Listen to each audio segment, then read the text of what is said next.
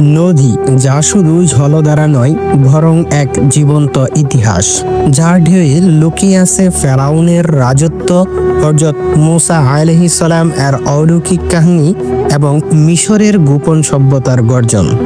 হ্যাঁ, আমি বলছি নীল নদীর কথা। এই নদী শুধু আফ্রিকার প্রাণ নয়, এ যেন সময়ের বুকে লেখা এক চিরন্তন কাব্য।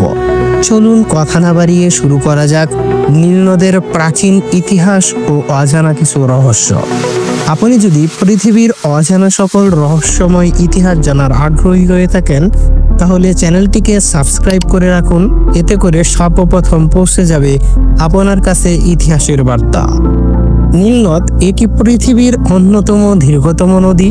এই নদীর দৈর্ঘ্য প্রায় ৬,৬৫০ কিলোমিটার। এ নদী প্রবাহিত হয়েছে উগান্ডা, সুদান, দক্ষিণ সুদান, ইথিওপিয়া, মিশর সহ ১১টি দেশের বুক ছুঁয়ে। এর পানি এখনও কোটি কোটি মানুষের জীবিকার প্রধান উৎস হিসাবে গড়ে উঠেছে। নীল নদের প্রধান শাখা যেমন রহস্যময় তেমনি বৈচিত্র্যময়।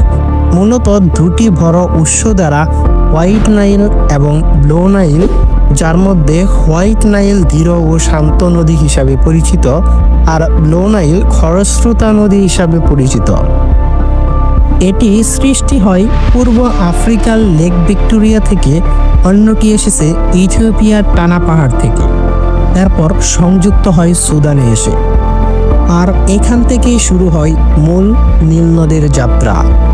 এই নদীতে লুকিয়ে আছে কিছু ভয়ঙ্কর প্রজাতির প্রাণ,